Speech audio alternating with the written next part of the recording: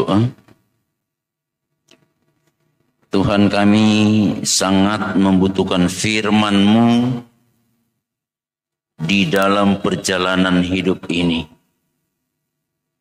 supaya kami tetap kuat dalam keberimanan, sekalipun ada tantangan-tantangan yang harus kami alami dalam kehidupan kami. Untuk itu kami memohon Tuhan berfirman kepada kami semua, karena kami sudah siap menerima firman Tuhan. Amin.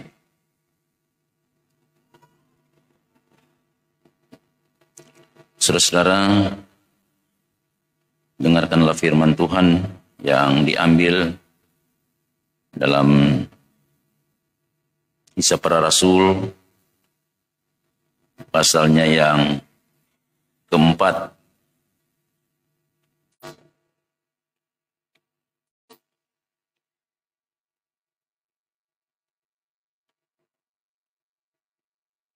Kisah Para Rasul pasal 4, ayatnya yang ke-12.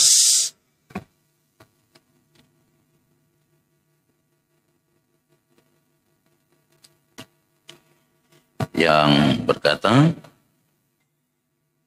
dan keselamatan tidak ada di dalam siapapun juga selain di dalam Dia, sebab di bawah kolong langit ini tidak ada nama lain yang diberikan kepada manusia yang olehnya kita dapat diselamatkan. Demikian pembacaan Alkitab. Tuhan kiranya memberkati pembacaan firman-Nya yang suci. Amin.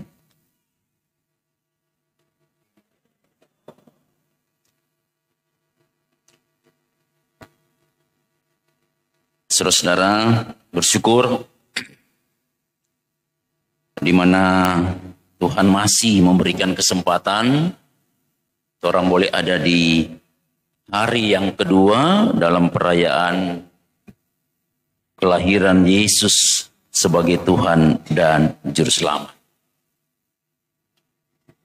Dan kesempatan yang Tuhan beri, orang boleh isi untuk ada bersama dalam persekutuan beribadah di rumah gereja ini.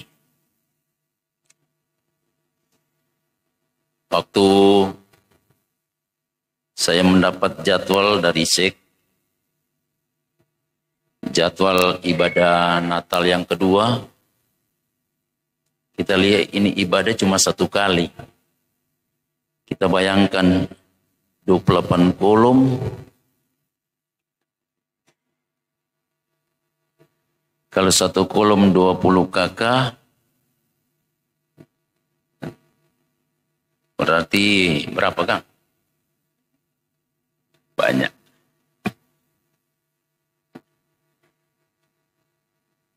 Itu saudara-saudara terlintas ketika pulang dari ibadah Natal pertama lewat jemaat Getsemani. Jemaat sampai di sebelah itu tanpa bajual, di sebelah itu Indomaret full di orang. Orang berapa kali ibadah ini? Cuma satu kali ibadah sudah sampai full begini. Nah heran Kang, ada 45 atau 46 kolom. 45 kolom. Banyak. Terus ke sana lagi lewat di jemaat Kirios. Banyak sekali. Sampai di jalan ini. Oh berarti orang cuma satu kali itu. 20 kolom. Saya membayangkan ini kalau 28 kolom berarti ini mau full ini. Ternyata ini menjadi pekerjaan rumah. Kan? Itu sebabnya saya harus minta maaf kepada teman-teman Pelsus, pendeta-pendeta yang sudah menata pelayanan. Kita bilang kita suka sekali mau baca itu DP pengajaran baptisan. Karena mau kasih ingat supaya orang ini nyandak bermain-bermain akang itu baptisan. Kadangkala kan sudah lupa-lupa akang bahwa ternyata baptisan cuma satu kali, ini boleh ulang-ulang. Kalau baptisan pakai nama Allah Bapa, Anak dan Roh Kudus, kau mau baptis ulang pakai nama apa? Sehingga saya bilang, Pak Pendeta Roland, Pendeta minta maaf kita baca Joy. Supaya mesti ingat, apalagi jemaat kota kan itu sangat-sangat rentan dengan persekutuan-persekutuan doa yang kadangkala dengan propaganda ajaran sampai orang seperti di pantai, baptis ulang dan seterusnya.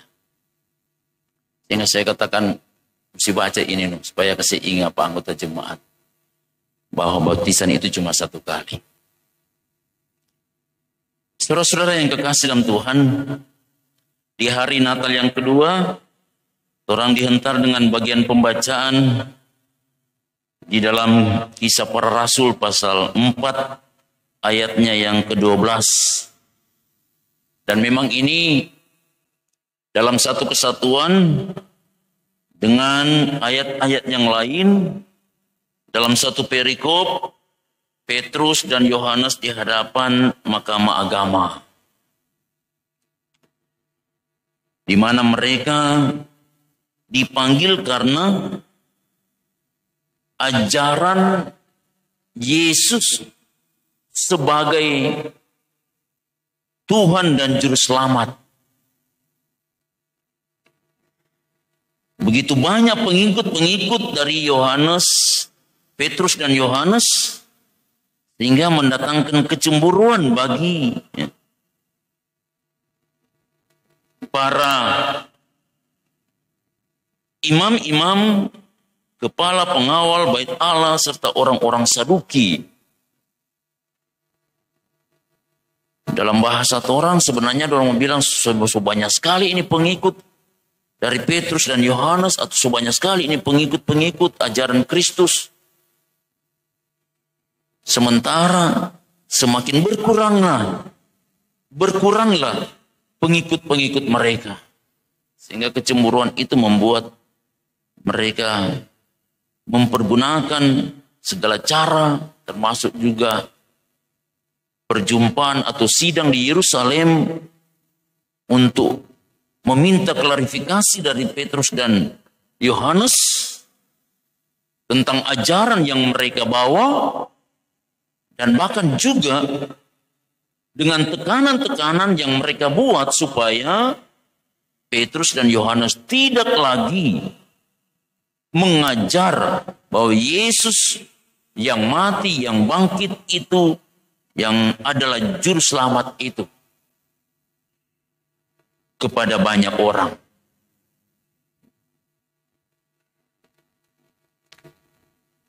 Tetapi saudara-saudara, dalam bagian pembacaan ini, Petrus yang di masa Yesus ada, waktu pelayanan bersama Yesus, tidak sama dengan Petrus di saat Yesus sudah tidak ada. Yesus sudah naik ke sorga, itu tidak sama Petrus ketika Yesus bersama dengan dia. Di mana orang tahu kan tuh cerita sampai dia menyangkal Yesus oleh seorang perempuan. Oh, ngana ini sama-sama dengan Yesus. Ngana itu salah satu murid dan seterusnya. Akhirnya dia menyangkal Yesus. Tapi Petrus dan Yohanes dalam konteks bagian pembacaan ini adalah Petrus dan Yohanes yang tidak mundur, tidak menyerah dengan tantangan yang mereka hadapi. Dan mereka tetap untuk memberitakan bahwa benar Yesus itu Tuhan dan Juru Selamat. Karena ini sesuatu yang sangat penting untuk terus disampaikan.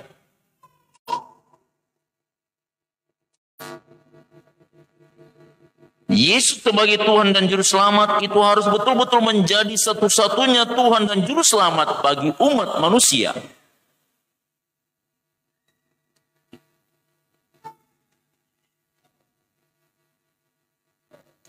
Dan tidak ada penyelamat lainnya yang dapat menggantikan Yesus sebagai Tuhan dan Juru Selamat. Itu yang dikatakan dalam ayat 12 ya. Dan keselamatan tidak ada di dalam siapapun juga selain di dalam Dia. Sebab di bawah kolong langit ini tidak ada nama lain yang diberikan kepada manusia yang olehnya kita dapat diselamatkan. Sebagai orang percaya kita dihentar dengan perjanjian lama. Orang tahu persis bagaimana kejatuhan manusia di Taman Eden. Sampai-sampai Tuhan bilang supaya jaga itu Taman Eden, jangan sampai ini manusia dorang mengambil pohon kehidupan sehingga dorang akan hidup untuk selama-lamanya. Ini pasca kejatuhan mereka ketika mereka sudah dikeluarkan dari Taman Eden. Ya. Sebenarnya Tuhan mau yang terbaik. Manusia pilih yang terbaik menurut pikiran mereka. Sehingga mereka dikeluarkan dari taman kehidupan dan mereka tidak menikmati jaminan kehidupan. Ya. Sampai Tuhan bilang jaga. Jangan sampai orang ambil itu buah dari pohon kehidupan. Dan ini yang terjadi saudara-saudara.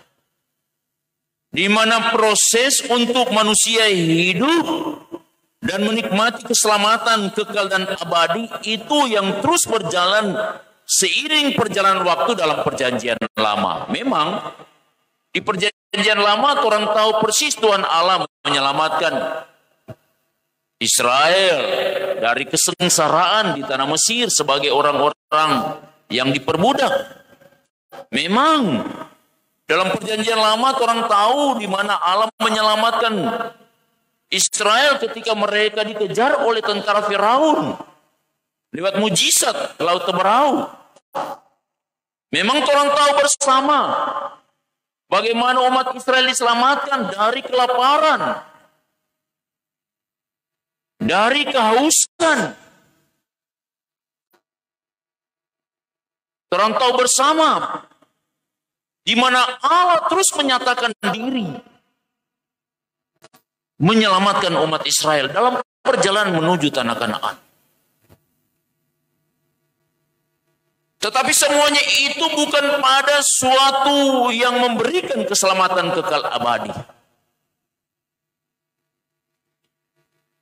Dan manusia tidak dapat memiliki itu.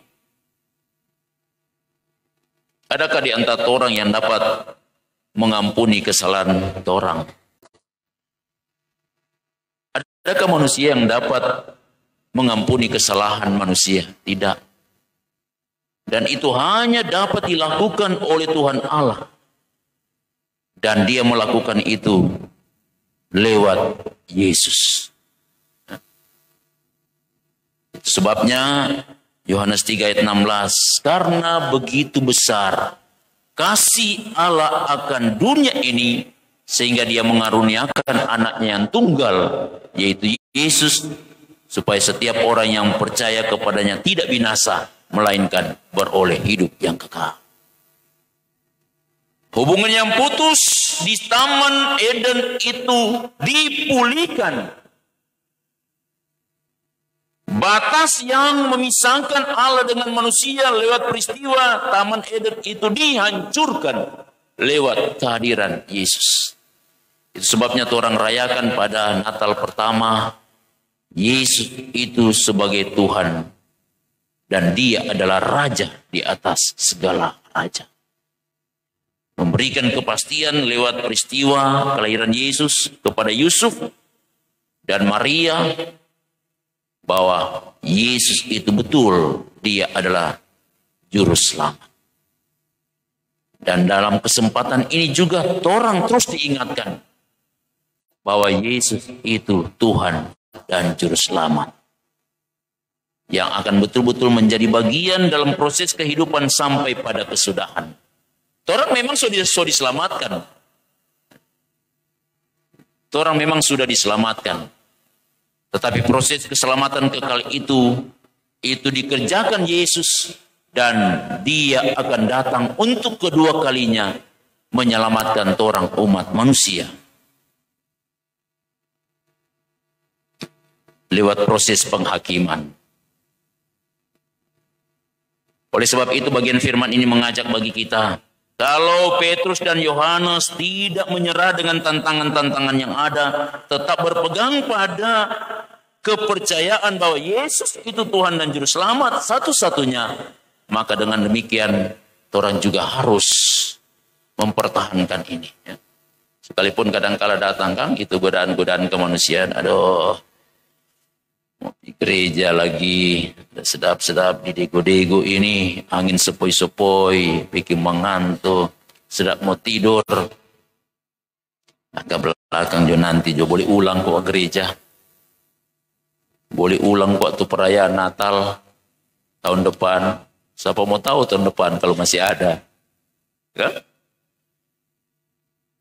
Selagi ada kesempatan, pergunakan sebaik mungkin. Dalam rangka mempertahankan keselamatan yang orang miliki, marilah orang wujud nyatakan itu dengan terus hidup bersama dengan Tuhan. Di samping pengakuan yang disampaikan oleh orang tua baptis tadi bahwa betul dia itu Allah yang maha kuasa halit langit dan bumi. Betul dia itu juru selamat umat manusia. Tetapi bagaimana terus mewujud nyatakan pengakuan itu? Tentunya orang tua baptisan melakukan pendampingan bagi anak-anak ini, melakukan pembinaan, pendidikan bagi anak-anak ini, supaya anak-anak ini boleh bertumbuh dengan pengajaran-pengajaran yang baik, dengan pengajaran-pengajaran yang baik, yang benar, boleh menghentar mereka, boleh menikmati kasih dan kemurahan Tuhan Allah. Ya, sebagaimana Amsal pasal 3 bilang, hai anakku, janganlah engkau melupakan ajaranku. Biarlah hatimu memelihara perintahku, karena panjang umur dan lanjut usia serta sejahtera akan ditambahkan kepadamu. Jadi ketika orang tua baptisan mewujud nyatakan keberimanan itu dengan mendampingi mereka, mendidik, membina mereka, dan mereka tetap pada ajaran itu, maka jaminan penyertaan, jaminan umur panjang, jaminan kesuksesan, jaminan keberhasilan menjadi bagian mereka.